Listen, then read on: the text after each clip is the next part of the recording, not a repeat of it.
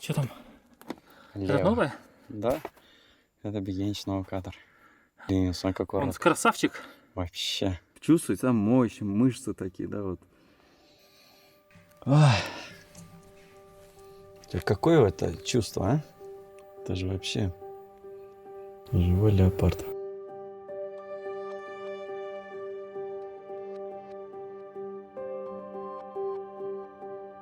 Он снялся 17 октября. Ну, то есть 3 дня назад. Блин.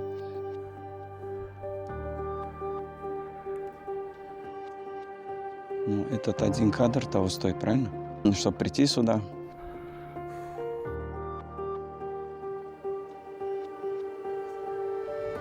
Вообще, эта идея началась, знаешь, с чего? Когда мы начали сажать деревья в горах.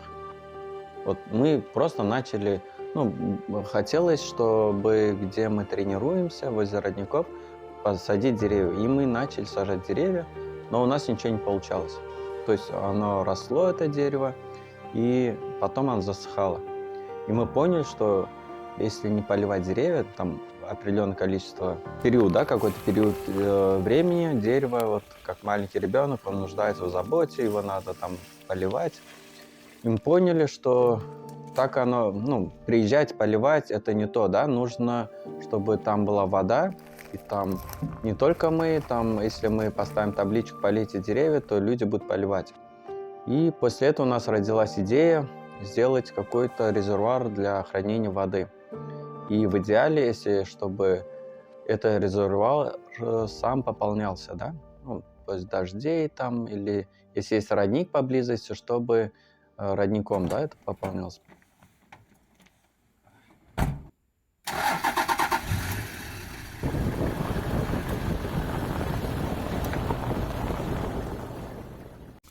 Вот вам приятно? Нет. Мне тоже не очень. Я понимаю, я не говорю, что это должно быть приятно. Не, я прикалываюсь.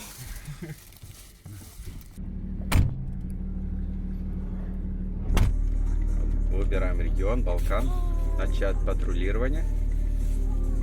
Потом тут сотрудники Евгений Мамедов, руководитель Евгений Мамедов, тип рейда автомобиль. И он сейчас по спутнику геолокацию свою поймает, и можно начинать патруль. Инструмент для инспекторов охраны природы, то есть это намного облегчает их работу. С помощью этого инструмента можно там вести дневник, записывать все треки, все события, которые они видят. Просто это можно в этой программе все фиксировать, и потом все данные этих инспекторов можно выгрузить в единую базу данных, и в системе вот Smart можно делать квартальные отчеты, годовые отчеты. Прям можно любые отчеты делать потом дальнейший анализ этих работ.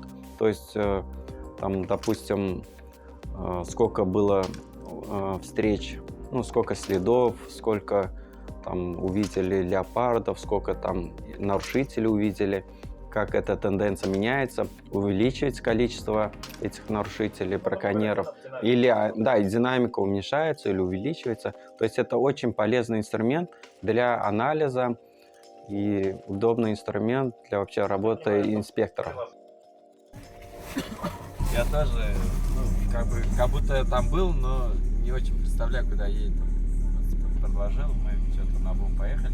Но если там не понравится, мы поедем дальше на Чокрак. Оазис посередине пустыни. Я думаю, тебе понравится. На недельку до второго я уеду в Комарово, поглядеть отвыкшим глазом на Балтийскую волну. И на море буду разом кораблем и водолазом, сам себя найду пути, если часом затону. На недельку до второго я уеду в Комарово, сам себя найду в пучине, если часом затону.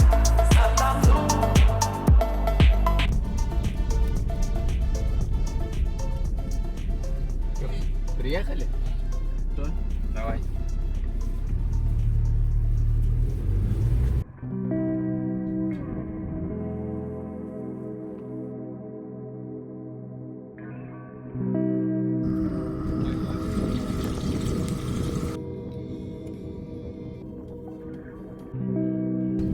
палатке больше или в машине спать?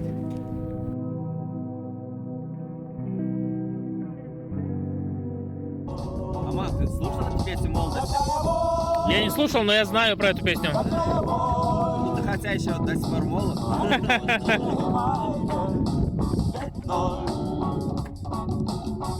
Какая боль. Сейчас скалики бывают примерно по ощущениям на 2 размера меньше. Там прям пальцы вот так прям.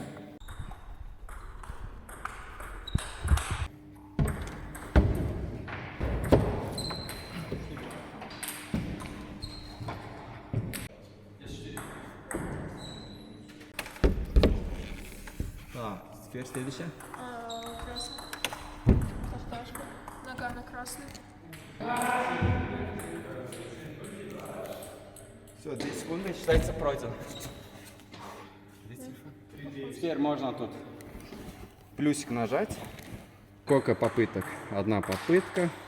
И по идее, если зайти в интернет, она заносится в мою базу данных и начисляются очки. То есть мы, получается, соревнуемся таким образом со всем миром.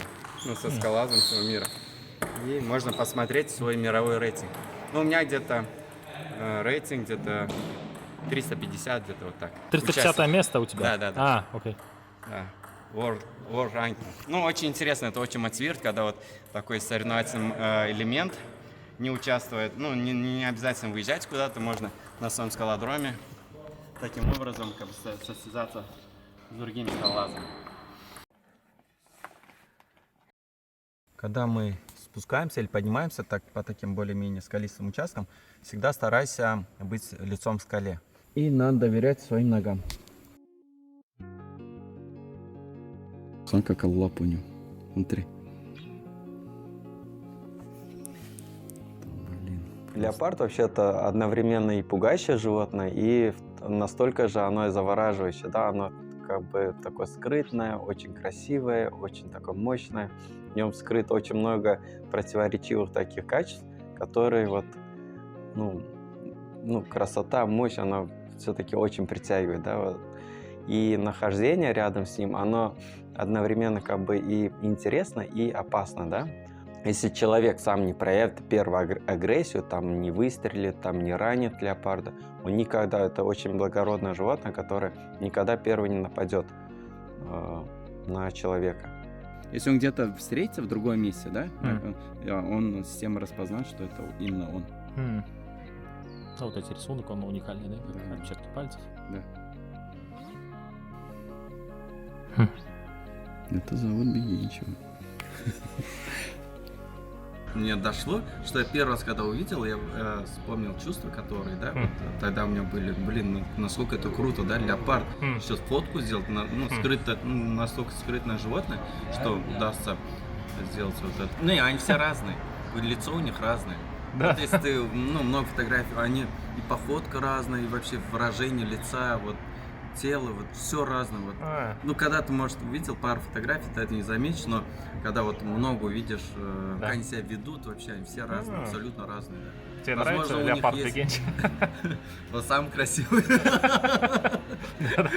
А Таня, когда сказала, этого леопарда назвал Бегинчев, я говорю, красавчик. Нет, на самом деле, самый красивый леопард.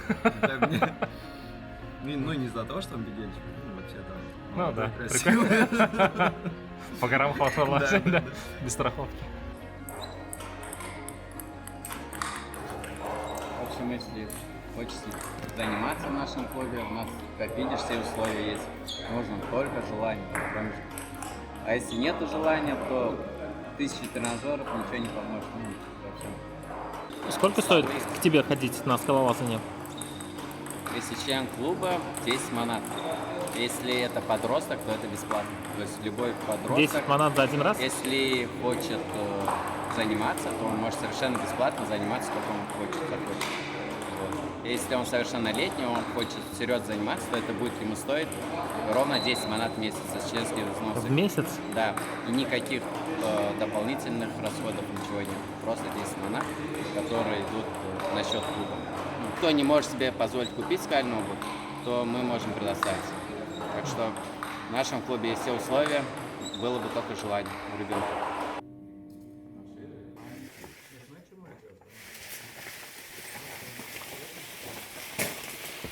Вниз ее направить. Крутануть надо же. Они, наверное, одинаковые, да? Ну да.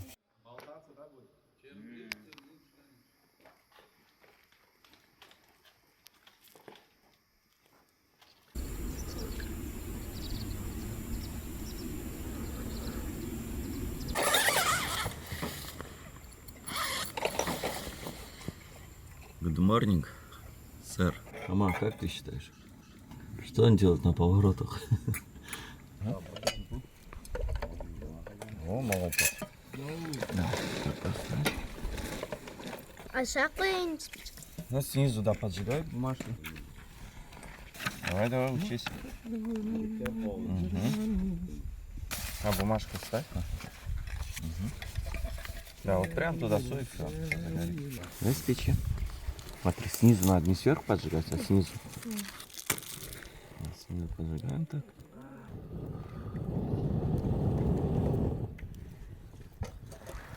Вот видишь? Почему душ загорается? А ветер. Ну, почему? В чем ветер есть? Как больше кислорода попадает. Понял? А кислород нужен для того, чтобы костер был. Да, все, он теперь загорится точно. Супчик подогреем.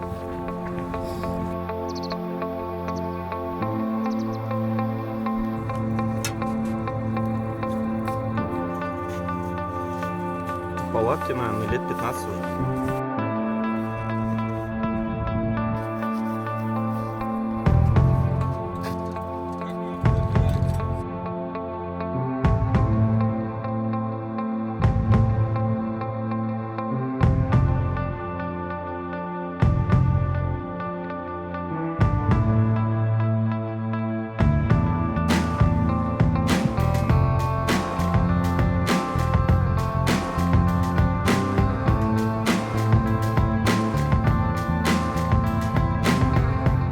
Кордон у нас называется Дюзмерген.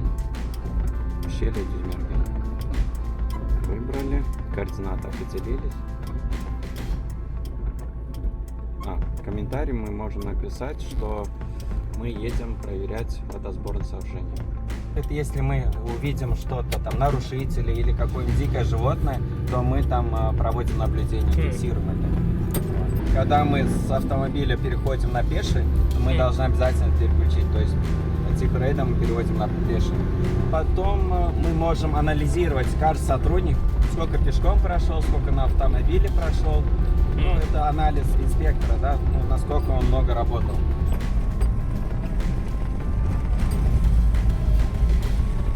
Видишь, вон течет речка. Вот. Видишь? То есть вода. И потенциально, если тут поставить бассейн, сделать вот тут большой, тут будет собираться вода. Прям хорошо будет собираться вода. Прям ручейки такие хорошие.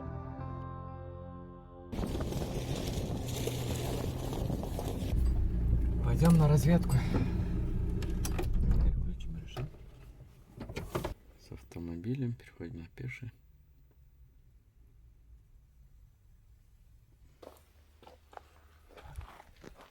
Три.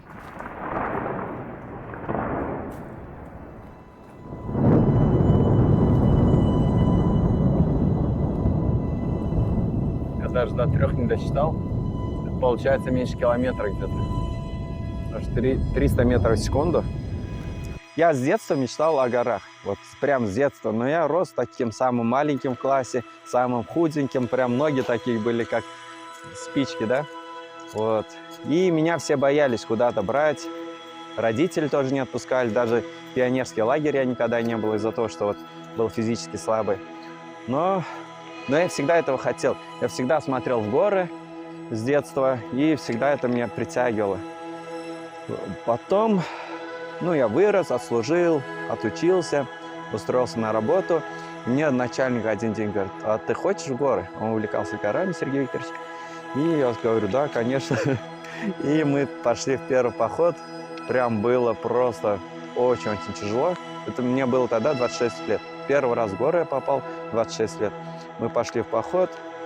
Мне очень понравилось, но мне было очень плохо, потому что не подготовлены, мышцы слабые. Никогда не ходил в такие далекие походы, да. Но я тогда точно определенно заболел горами. Это было вот прям пик. Это было 6 октября 2006 года. Я точно помню. Люди, которые объединяют горы, в основном они становятся моими друзьями. Потому что, я не знаю, вот, наверное, состояние души, наверное, такое должно быть. Если человек любит горы, значит, это неплохой человек, как минимум. Я почти всегда в горах встречаю хороших людей, которые любят природу, стараются что-то для нее хорошее сделать. То есть мы пользуемся ресурсом этим, горами, да, и мне кажется, мы должны что-то взамен дать горам. То есть пытаться хотя бы сохранить в том состоянии, которое оно было до нас. То есть мы ходим в горы, и мы не должны хотя бы не навредить. Это признаки незаконной охоты. Где именно? Вот видишь, это засидка такая. Ее вроде охрана природы разрушила, а они заново ее отстроили.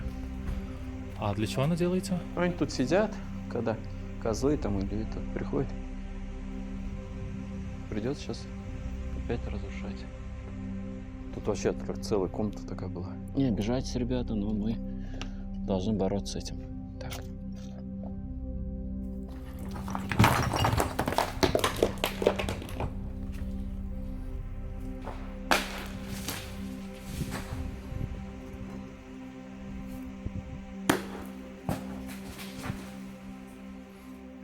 Буквально пару недель и все. Закрывать тоже не вариант. Эти козлы или леопарды приходят и закрываешь, они могут пить. Приходится только вариант этот чистить так. И химию добавлять, это не вариант. Для животных нехорошо. О, кстати, мы должны замерить дебет. Я хронологию веду и прихожу, замеряю дебет. Сколько в минуту сколько вытекает. Бомбическое кофе.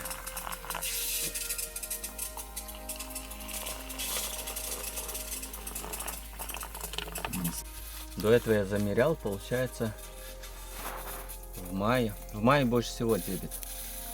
В июне, в конце июня было 750 грамм. В общем, потом можно график построить от зависимости от времени года, как меняется дебет.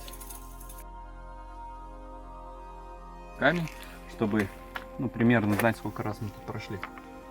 Вот столько раз мы тут прошли. Каунтер, да, наш такой. Это мы должны и другим, да, вот это объяснить, потому что многие приходят, пользуются этим ресурсом, их как бы мусорят, как минимум, да, что-то там оставляют. Это, на это не, даже больно смотреть. Вот. Надеюсь, чем больше людей мы привлечем в этот спорт, в туризм горный, тем, я думаю, мышление у людей постепенно изменится.